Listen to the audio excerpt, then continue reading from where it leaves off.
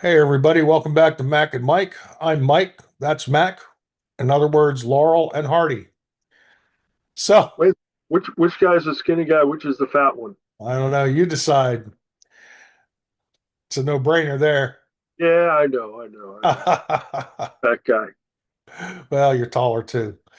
Anyway, You so know they can stack shit this high and have it stay in place, did you? I didn't know they could. Who knew? Who Hmm, knew? Not me. So, anyway, we didn't discuss what we were going to discuss today. So I said to Mac, you just want to wing it. So, what's top of your mind this week? You know What? what, Mike? The top of mind for me is that artificial intelligence girlfriend that I sent you. There's a company out there. They announced the technology back in January, so it's been around a while. But they're starting to show these AI robots and AI girlfriends, and I don't want this to get real religious, but my concern is that um, if we make these things available, that we may have a real drop off in marriages and families and children and offspring. Um, this real, I think it's called RealBot, but they make a model that you literally get the main robot. Um, and you can get accessories so you can change the personality.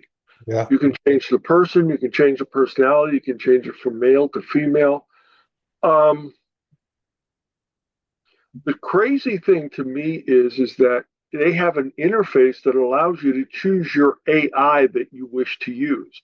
For example, you can use this robot and you can have it powered by Grok, or you can use this robot and you can have it powered by ChatGPT.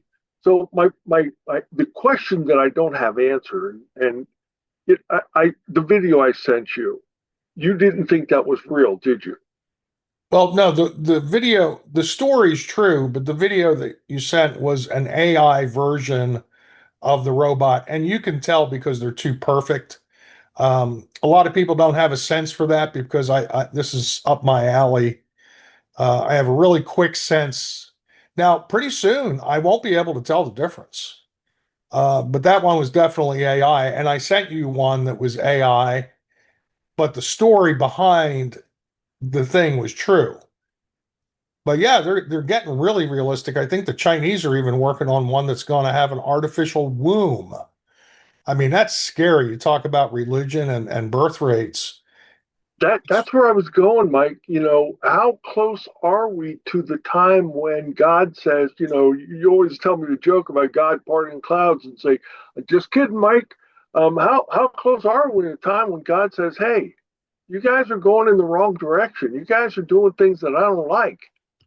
Yeah, I was just talking with Brent about that yesterday. I said, I've always wondered on the return of Christ, which we both believe in. Maybe not everybody listening to this does. But, if that is true, how long will God wait? And I go back to the Tower of Babel when Yeah. he said if he didn't confuse the language, nothing would be impossible to us. And now with computer language, which is pretty much universal worldwide, that was what started to kick off the whole revolution. And if, Jesus said, when I return, will I find the faith upon the earth? It's a question. And I've always wondered about these things. I don't make any statements in any direction, but they are definitely matters of curiosity. The story of Sodom and Gomorrah, um, in conversation with God, was it Lot that said, would you forgive these people? Would you spare these people if you found 100 good men? And God says, yeah, I'll do it. If there's, would you do it if there's 10 good men? Yeah. For the sake of the 10, yes. Would you do it for just one? And he said, even if I could find one, I wouldn't destroy the city. And we know the story. The city was destroyed. And that's kind of along the lines of what you were saying. Would you find the faith? And I listen. I'm just going to go by myself, right? If I was 16 or 17 years old and I had Miss Perfect Girlfriend available to me, who would never embarrass me, would never tease me, wouldn't make fun of my zits or whatever. You know what a 16, 17-year-old boy's going through. Hormones are running rampant. We don't know what to do. So we don't know how to talk to women. Now all of a sudden you get this perfect replacement girlfriend who isn't real, but a 16-year-old boy could kind of convince himself that this is real, that he was really in love. Couldn't he? Do you see that happening? Do you see that as a possibility, Mike? Yeah, I see that as a possibility. Right now you can have conversations with female voices using Grok or ChatGPT or anything. Sure. And I saw in the news that some people are saying that they're in love with this artificial intelligence without even having a physical body. Yeah. Sort of like the guys that are desperate that always get caught up in the chat with girls that are trying to make money and oh, they fall in love, but it's all, smoke and mirrors. But see, I've wondered about this too. I wonder if we got to the point, Mac, where life was too easy with a female robot for a guy, Uh huh. if he wouldn't somehow want the challenge of a real woman giving him a bit of a hard time. And I can see where they might program in some argumentative stuff if a guy sort of wants that challenge. Who was it? Nancy said that I was a sapiosexual. Now, for people that don't know what that word is, it means a guy that's attracted to intelligence rather than looks in a woman. And, I'm attracted to both, obviously, but two different things. So maybe that'll sort of come into play a little bit when it comes about, if it comes about. Mike, I would hope that you are correct, and I would hope that when we get that sophisticated with these AI robots, and it's not just some sort of amorous feelings, right? Do you remember when we were playing with Grok and we chose the assistant voice, and then we chose the therapist voice, and then there's another one on there that's you can get a male or a female voice, but then there's one on there that's sexy, right? Yeah, I never And checked that one. I don't think I personally checked that out except with you. yeah, I was going to say I tested it sitting next to you, and I don't remember what questions we asked, but everything was so soft and purry and dear and you know love and isn't that right, love? Isn't that how you're feeling? Isn't that what you want? Don't you want me to make you feel that way? I mean, it was all kinds of crazy shit, and you think to yourself, people who were less well adjusted, they might fall for that. That might meet a need that they have. And it's not so much the kind of fake feelings for this AI. What kind of protection is built into AI so that can you tell your AI to beat up the next door neighbor who you don't like? I don't know the answer to that. The other thing I thought about is, well, who's going to adopt a dog now? Right? Yeah. Seriously, who's going to adopt a dog when you can have a robot that'll be at your beck and call and say, like, there's just so many aspects. And you're right. Will God find faith when he returns? And I don't want to be tempted by that stuff, Mike. I know that sounds criminally simple-minded, but I don't want to be tempted by that stuff. I don't. I really don't. And I don't. How do you escape it if you don't want it in your circle of relationships and friends? Well, I don't know. At my age, and you're a little bit older than me, I don't feel like that is a temptation, even if it was perfected. I wouldn't want it. Now, if you ask me, would I want a robot around the house that could cook, that could clean, you know, do certain chores, mow my grass, fix things for me. Oh man, I'd be on that like stink on poop. But I don't feel like I need a female companion. I've just sort of given up on that whole thing in reality and even in a perfect world artificially. But that's me. But it's funny that you said a dog or a pet. I think there are those people that are developing like robotic pets because you don't have to let them out. You got to go on vacation, you just shut them off while you're gone. And that would be perfect, no extra fees for pet friendly accommodations while you're on vacation. So I don't know. That might be if I had a realistic dog, I love dogs. I always had dogs throughout my life. And I decided after I had to put the last one down, I couldn't take the heartbreak of it again. It's like it's terrifying.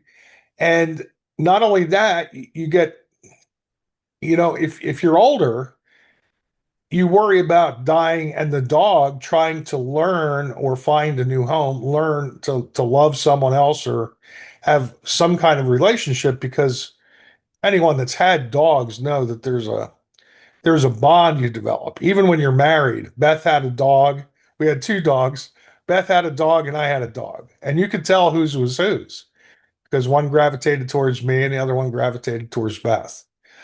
So, I don't know, a robotic dog that wouldn't have to be fed or cared for if I kicked the bucket and it wouldn't die on me. Maybe. Mike, I'm not actively looking for female companionship. I'm not. You and I have had this conversation before. Yeah. The problem with female companionship in human beings is that female companionship comes with a whole lot of other things, other issues, right? And some of them are really flesh related, others are less that and more financially related, others are likes and dislikes and things that you say to one another or do. you know when I was younger, my mom knew a woman who had been divorced. I shouldn't say that. I think her husband died, but the man had that she eventually moved in with, I think they got married, had been divorced. And there would be times when he'd get up in the morning and he would leave her a note and say, I won't be home for dinner. I mean, they were to the point where they didn't talk anymore. They lived in the same house, they shared the same bills, but they didn't talk anymore. And I think that the thing about getting married is, and most people have experienced this, when you get married, you go through that process, you go through that period of time of adjusting to one another, when you're living your life together, there's an adjustment period of you getting to know them and them getting to know you. And eventually, if you have a really, really good relationship, you get to the point where you can almost finish one another's sentences. You know what they're going to say with such surety that you can pretty much, when they talk, you can answer their sentence. And with this AI robot, they're not there to get you to understand them. They're there to understand you. It's really a one-way adjustment. Do you understand what I'm saying? Yeah. I can't imagine, obviously, robots that can do cooking, cleaning, and mowing your lawn and fixing things and all that kind of stuff. There's utilitarian purpose for that. But I'm talking about, somebody you can actually talk to, carry on a conversation. And what scares me is the idea that these, I'll call them girlfriend robots. I'm sure there's boyfriend robots for girls, although I'm not sure. Would women have the same attachment to a male robot as a man could have to a female robot? That's a good question, I think, because men are much more superficial. What does you always tell me when there's cheating going on in marriage, right? Yeah. A man wants physical um, rewards, and a woman wants emotional rewards. Well, a man isn't really going to care whether or not this woman understands him. This AI robot understands it, will he? But is an AI robot capable of understanding at an emotional level a woman with all of their unique ways of looking at life? I don't know the answer to that, Mike, but the fact that I asked the question scares me. Well, you do ask a very good question about, male robots versus female. One of the things, and this is going to sound sexist to some people in the audience, is men are typically the providers. Now, it's not as much today as when you and I were young, but I think there is something, uh, I think it's almost genetic that men want to be protectors and providers, and see women want to be taken care of. So you could have a female sex robot, and you could do away with the providing, and that might cause you to lose some interest in the robot. But a woman looking at a male robot, sure, they like sex, women like sex too, but at the same time, the male robot would never replace the provider aspect that a lot of women look for in men. Protection, maybe, like you said about fighting, although they'll probably have some kind of algorithm set to the robot so that it won't harm another robot or another person, I'm guessing. So, but you ask very good questions, Mac. That's intriguing. Mike, I have no idea where this is going or what the answer is, but my general feeling on it is that we're skating towards that thin ice area, and there's a sign that says, "Hey, this is thin ice," and no one's looking at it and saying, "Hey, do you know what happens when you skate on thin ice?" And when we were talking about I don't know, a year ago, Elon Musk was telling people, "Hey, slow down. Let's slow down here. Let's put some parameters around this. Let's put some guardrails here." And of course, no one listened. I saw this thing about Japan and their use of technology. And they started showing all of these futuristic kinds of things that we might expect to see in 2050. And as you're looking at it, you're saying, "Man, that's fantastic. Man, that's fantastic." And then they give you the punchline. No, this is Japan in 2025. Japan's already living in 2050. And you say to yourself, is I mean, is that possible? Is that realistic? Is this really where they're at? And oh, by the way, should any group of human beings be at that level of technology? It's a little bit worrisome to me on multiple fronts. Yeah, and there's even some pockets of the Chinese society that are similar to the Japanese thing that you're talking about. Of course, not all of China, and there's a lot of impoverishment, but it's not what it used to be. And there are places didn't they just build the world's tallest, longest bridge? Yes, And it's amazing. They have observation towers at the top and like this pseudo waterfall coming off the side. It's kind of, when you have a dictatorship, you can do great things like that, sort of like the pharaohs of Egypt could build the pyramids. right. So when you have a slave army, you pretty much do whatever you want. And so there's cultural differences that drive technology because of the economic differences that we have. I've also seen the drone footage. There was a big celebration in China where all these drones went up in the air and they started to fall apart, and there were fires everywhere. Oh, yeah, it was, they've had a lot of these magnificent light shows with like 10 or Wow. 30,000 drones. Uh-huh. Something went wrong with the controller and it was going to be like a pyrotechnic display.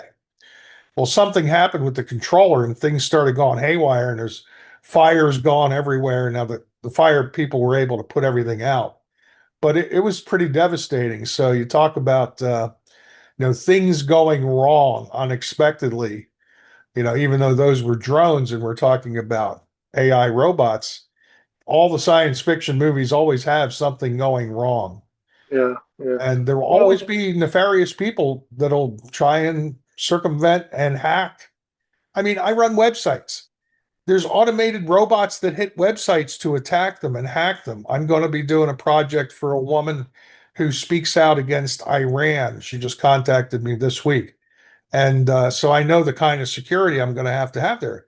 And if they'll go over people like that, they'll go after robots and try and take them over. Just like during the war between Ukraine and Russia, they've been trying to take over each other's drones.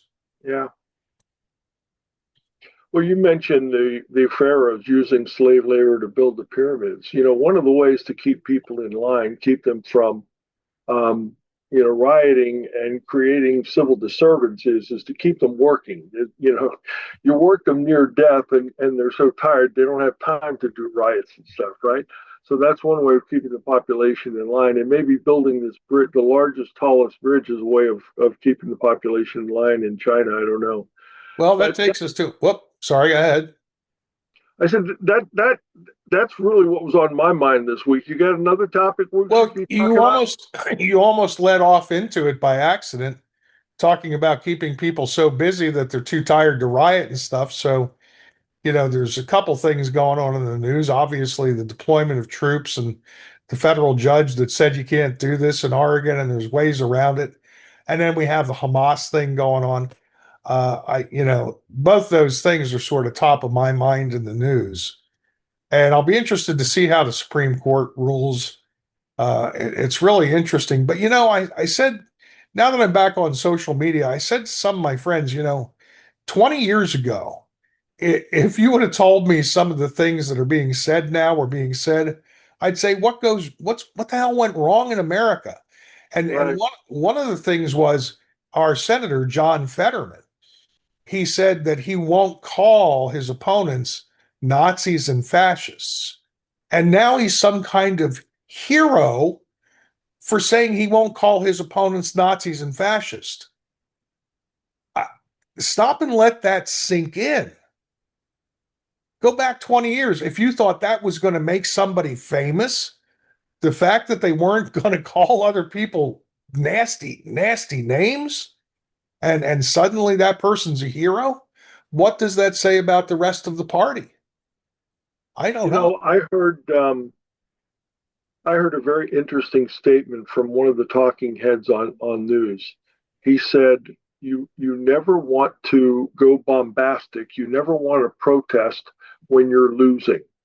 You never want to try to win the argument when you have the losing argument." Is basically, I think, if I understood his point. You don't want to try to have a battle when you're weak, which is what Sun Tzu would tell you, right? Mm-hmm. And I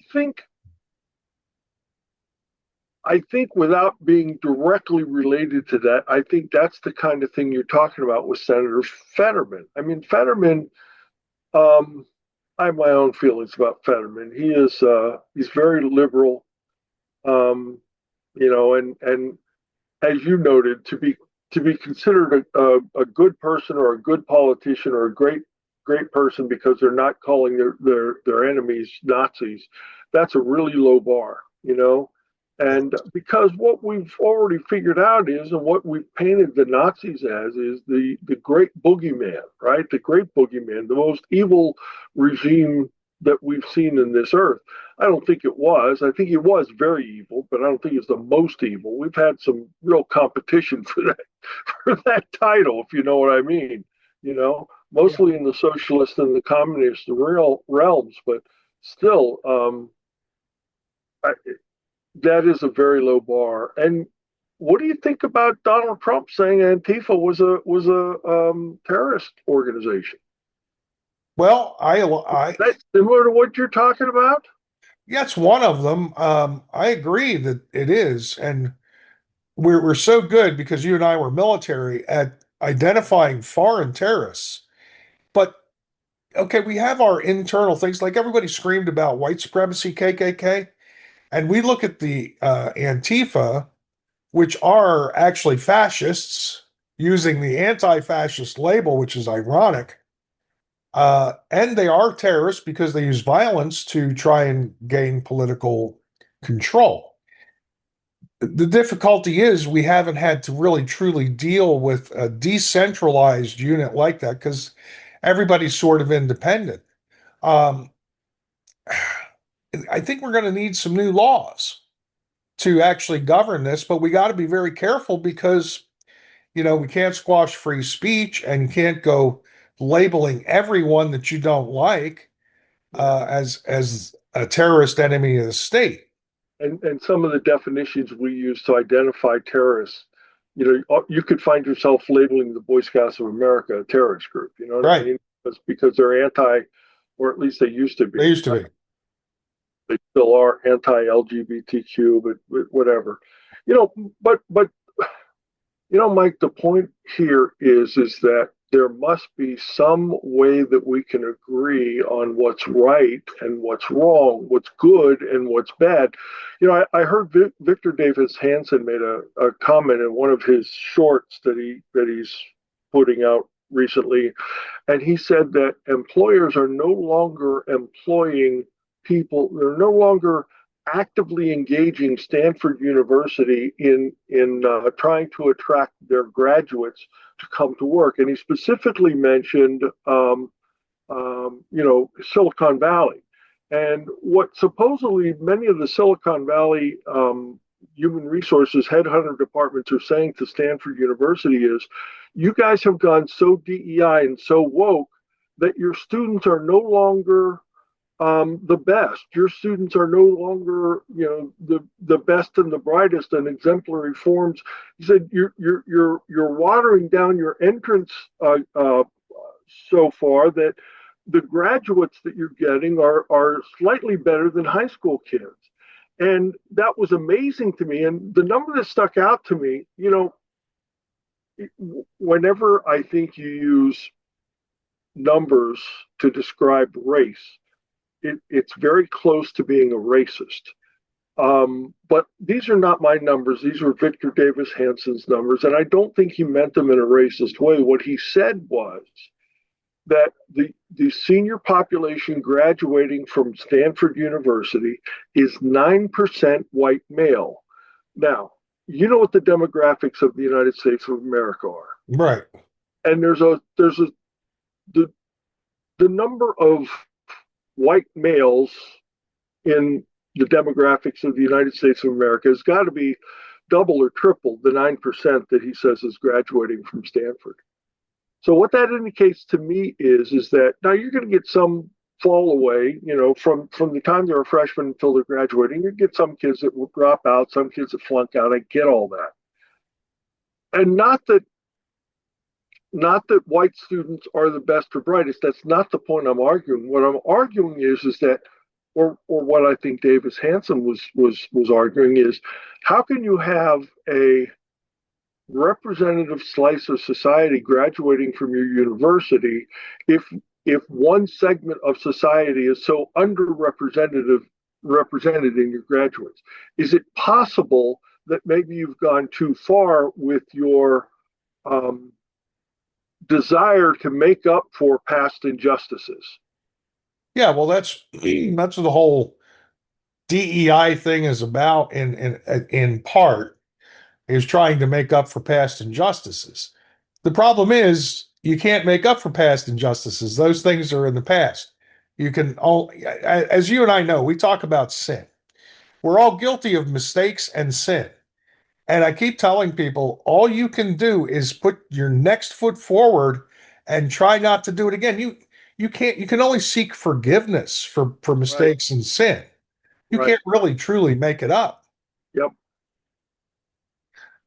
Yeah, I don't know the answer, Mike, but it seems to me that if you are the Harvards of the world and the Stanfords of the world, that somehow there has to be a way, and by the way, when I say 9% of white male students, I wonder what the percentage of Asian students, male and female, are, because you and I both know from a number of stories nationwide that Asian students, because of their heritage and their culture, tend to score higher on many of these tests, and they are underrepresented in the universities because of these these quotas that are held for other nationalities or other races, and the Asian population, and I won't specifically name one or any, but um, they've actually gone to court. There's been Supreme Court action on some of their claims recently.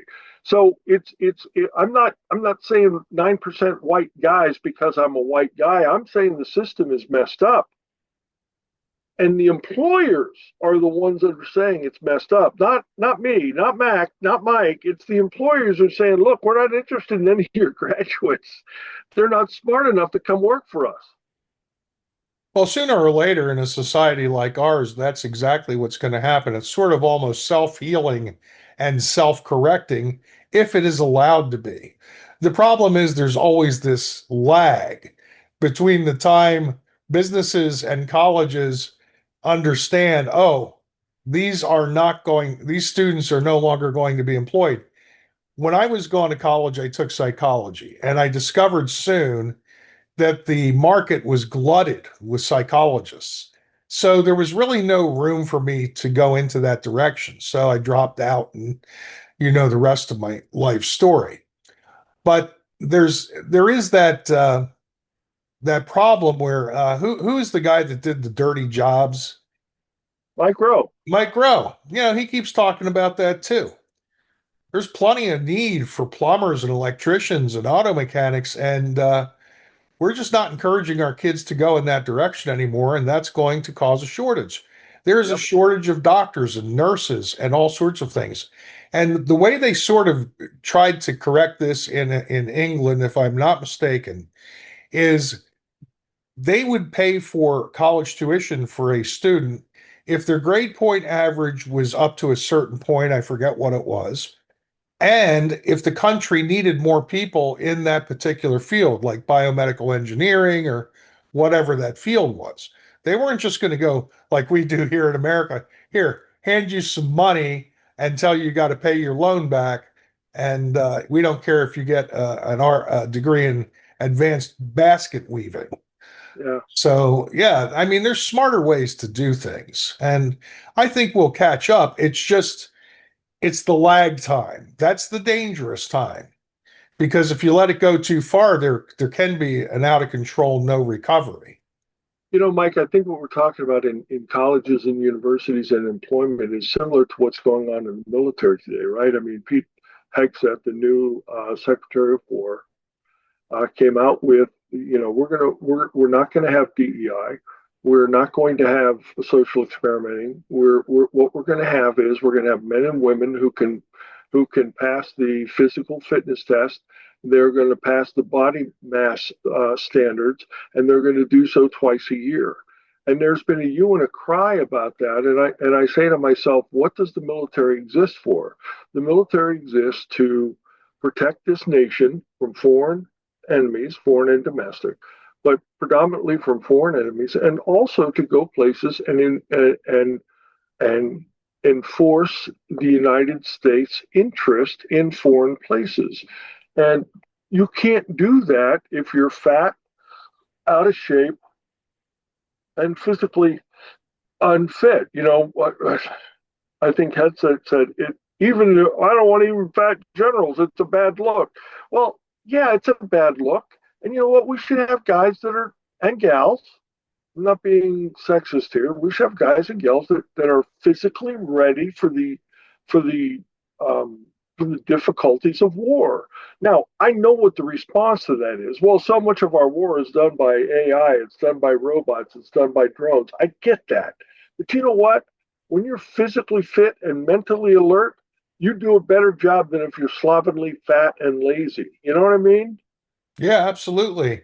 I asked myself the same questions. How physically fit does a guy need to be sitting over in Langley, pushing some buttons, making some drones do things, somewhere across the world? Um, and I think Pete was basically focused on the war fighters for sure. Yeah. That's where he came up with the PT test thing, where I didn't even know you had to tell me and explain that there hasn't been a PT test really since COVID. Yeah. Yeah, explain that one. Take your drink. Well, what happened, Mike, is the PT test used to be pretty easy.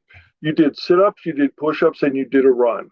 And each one of those had a standard according to your age. If you were 17 or 18, you had to run the 2 miles at a faster time than if you're 40. That's reasonable because guess what? Our bodies change as we get older. Same thing with the sit-ups and push-ups. And you had a range in order to get 100% on your PT test. You had a really high number of push-ups that you had to do. You know what I mean? So my point is that when we had the very simple sit-ups, push-ups, and run test, you didn't need any special equipment for that. Hell, if you remember when I joined, I don't know what it was like when you joined the military. When I joined the military, we run in our boots. None of Yeah. this, none of this running shoes kind of stuff. We did it in our combat boots. So the standards were high and the tests were difficult, and there were a lot of people who didn't pass their PT test. Well, what I don't know if it was the Biden or the Obama administration. What they decided to do was they decided that the PT test had to more closely align with the skills that you needed on the battlefield. You had to pull a dead weight with a rope for so far distance, they'll call it 200 feet, whatever, within a certain period of time. You had to be able to lift the dead weight, throw it over your shoulder, and be able to carry that for a certain distance. You had to, so these are all the different kinds of, you could imagine your buddy gets wounded and you throw them over your shoulder and you're running with them. That's a task that might be required in the real world battlefield. But what they failed to realize is that they couldn't field all this equipment quickly enough. They couldn't get enough equipment quickly enough for all the military bases and all the military installations all over the world. So they had a shortage of this equipment. So they suspended the PT test. Why? Because it wouldn't be fair to have one person take the PT test and maybe fail and then not be qualified for a promotion, and another person who didn't take the PT test at all gets a promotion. So that would be unfair. So the Army was sensitive, military was sensitive to that, and they decided not to do that. But they just kept delaying and delaying, and what you had was you had these fat people who weren't doing PT tests for 4 or 5 years. There simply wasn't a test given. So everybody got out of shape. And guess what? A lot of people, wink, wink, nod, nod, they were happy that they didn't have to adhere to those tests. They still got that paycheck. So that's why, so Hegseth was right. And to be honest with you, Mike, I know that we don't do wars today like we did in World War II, Korea, and Vietnam. But there are still times when enforcing your will means having your soldiers defeat their soldiers in a real time head to head battle.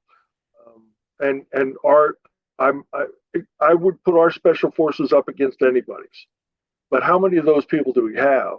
And how many of our regular infantry and armor and other specialties in the battlefield, how many of them were fat and out of shape?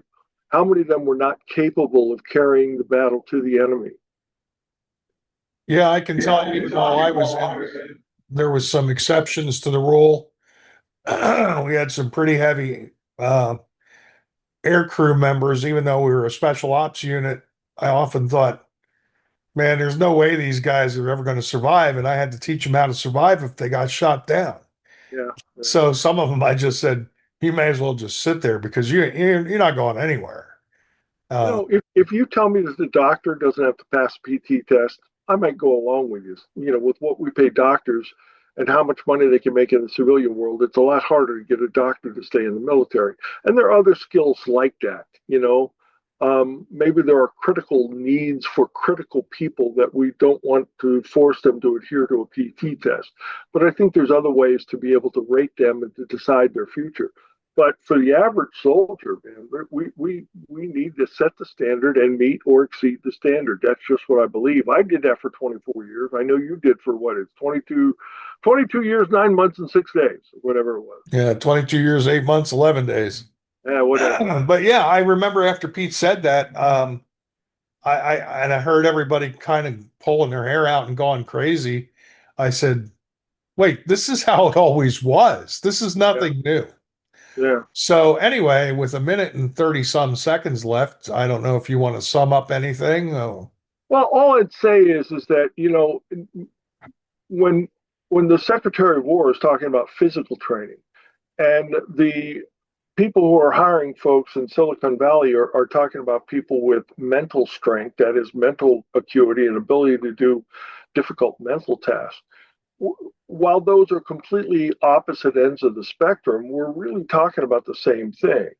We used to have a meritocracy, and we don't have a meritocracy anymore. And I think if this nation's going to survive and thrive, we need to have a meritocracy. For 50 years, when our airplanes went in the sky, they didn't drop out of the sky. When Sully Sullenberg landed the plane with the bird event, it landed in the Hudson River. That's because he had thousands and thousands and thousands of hours of experience. And you get on an airplane. I forget what the Secretary of the Air Force said a while back ago. I want all my 51% of my pilots should have black skin. And then you look at the airline company. I don't remember which one it was. It said 50% of or 80% of our hires this year have been DEI hires. And I'm thinking, 15 seconds. okay, let's shut it down. Mac and Mike. Out.